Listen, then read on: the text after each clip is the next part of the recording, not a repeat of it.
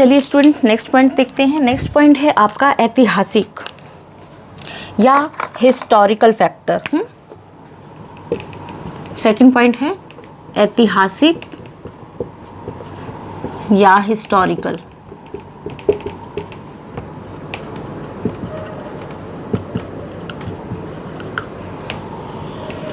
अब भारत की विदेश नीति को निर्धारित करने वाला दूसरा जो कारक है वो है ऐतिहासिक कारक।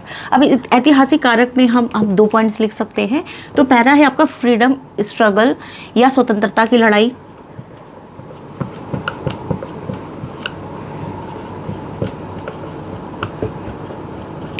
सेकंड है आपका कॉलोनियलिज्म। हाँ,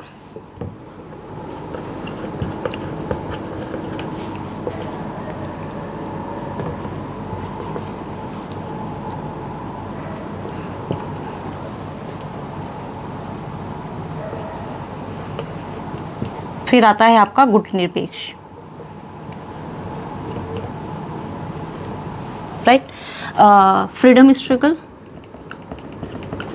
इंग्लिश में जिसे लिखना है उपनिवेशवाद, सॉरी हाँ, कॉलोनियलिज्म, हिंदी में उपनिवेशवाद। एक और आप लिख सकते हैं साम्राज्यवाद, साम्राज्यवाद, ठीक है। कॉलोनियलिज्म या इम्पीरियलिज्म। गुटनिरपेक्ष, गुटनिरपेक्ष को NAM शॉर्ट में बोलते हैं, नॉन अलाइन मूवमेंट, राइट। तो इसे समझ लेते हैं। दूसरा भारत की विदेश नीति को निर्धारित करने वाला जो उसका कारक है हिस्टोरिकल है, ऐतिहासिक है।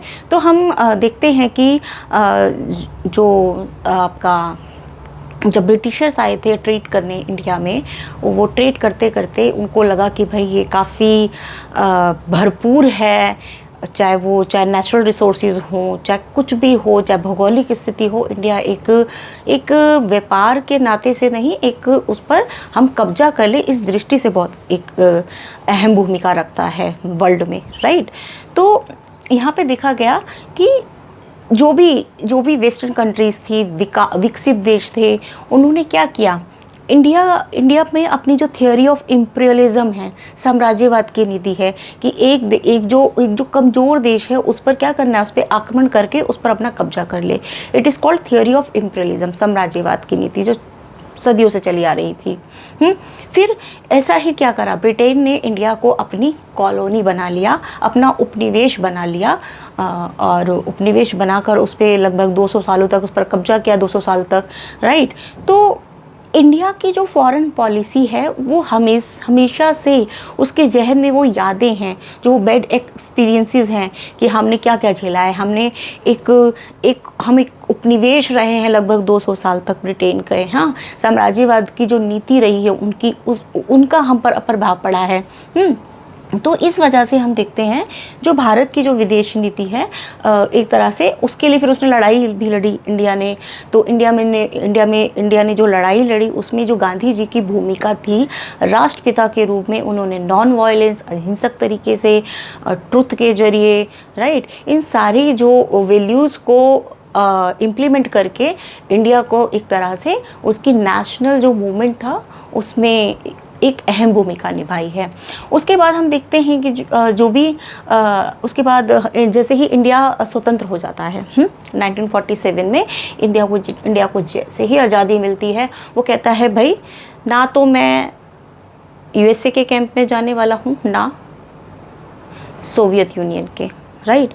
मुझे क्या रहना है, मुझे निरपेक्ष रहना है, मुझे न्यूट्रल रहना है।